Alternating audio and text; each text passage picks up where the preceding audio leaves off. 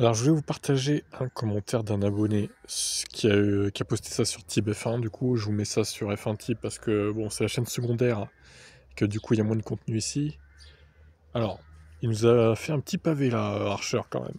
Voyons ce qu'il a à dire sur Verstappen et ses fans notamment. On va me dire complotiste, blabla, mais j'ai l'impression d'assister à un film, clairement. Un narratif qui veut faire passer Verstappen pour le champion ultime, plus rapide que tout le monde et capable de gagner avec une voiture mauvaise, etc. Ouais, je suis un peu d'accord avec ça, honnêtement. Arrêtez de l'encenser, Verstappen. C'est pas un dieu du pilotage, quoi, hein. Faut arrêter, hein. À part toi, type, je ne vois aucun média ou youtubeur émettre des réserves sur lui.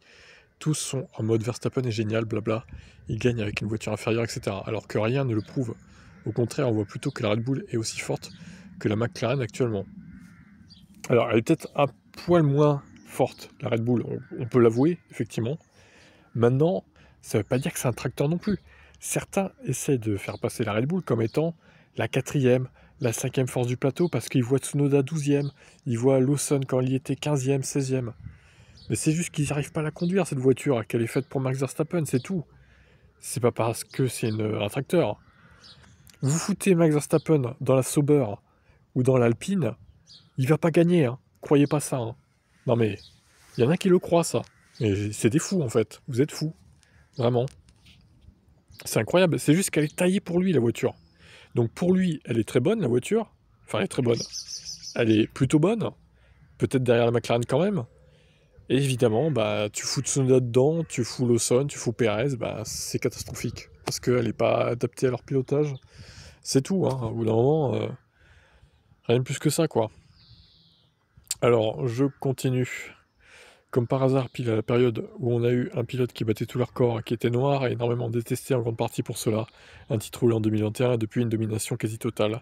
Même la saison dernière, première partie de saison, il enchaîne les victoires avec une voiture bien supérieure, puis d'un coup, on ne sait pas pourquoi, la Red Bull perd en performance.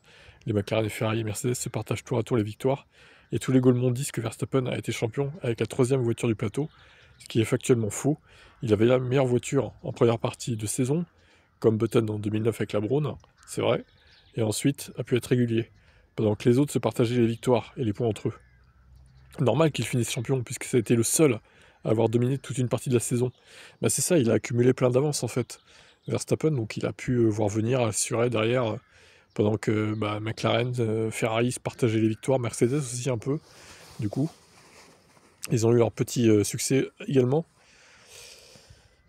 Ça a été le seul à avoir dominé toute une partie de la saison avec une voiture supérieure sans avoir à se battre contre un autre, puisque même son coéquipier était inexistant. Mais ça, ils font tous semblant d'oublier, bizarrement Red Bull, qui disent jouer les deux titres, au lieu d'engager un vrai deuxième pilote du calibre de Verstappen, Sainz par exemple, prennent un débutant. Évidemment, il se fait détruire. Puis Tsunoda, qui n'est clairement pas un foudre de guerre, et va probablement aussi se faire détruire. Tout ça pour faire croire que la Red Bull est mauvaise, mais que Verstappen est un génie. C'est quand même étrange que pour vanter un pilote soi-disant le meilleur de l'histoire, il soit obligé de mentir et de déformer les faits. Je pense que la FIA fait tout pour détruire l'image et l'héritage d'Hamilton, en créant de toutes pièces un faux champion, qui serait soi-disant le meilleur, etc. Avec la complicité volontaire ou involontaire en étant influencé et stupide, des médias et gros youtubeurs F1. Voilà, bah franchement, beau message de ta part. T'as dû prendre du temps de l'écrire et tout, donc je pense totalement ce que tu penses également. Donc voilà. Après, on va nous dire qu'on est anti-max, qu'on manque d'objectivité, qu'on comprend rien à la Formule 1, voilà. Toujours les mêmes rengaines, hein.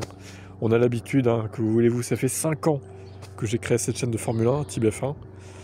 Alors certes, au début, j'étais pas spécialement anti-Verstappen parce qu'on le voyait pas trop, et il se tenait à carreau, j'ai envie de dire, aussi. En 2020, bon, on l'a pas trop vu, Verstappen, hein.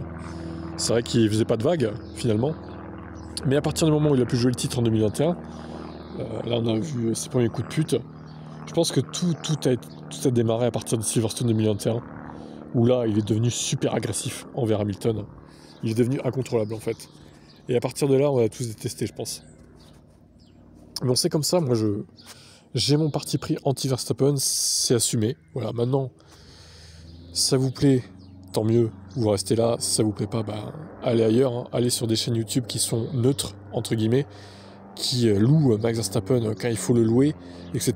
Et quand il le tacle un peu aussi quand il fait de la merde, évidemment. Mais voilà, moi je suis anti-Max. Voilà, c'est connu, reconnu. Maintenant, Ma foi, ça plaît pas. Je retiens personne, moi. Vous êtes libre d'aller où vous voulez, sur les chaînes que vous voulez. Voilà. Que dire d'autre? Bravo pour ton message, Archer, en tout cas. Et à plus pour d'autres vidéos.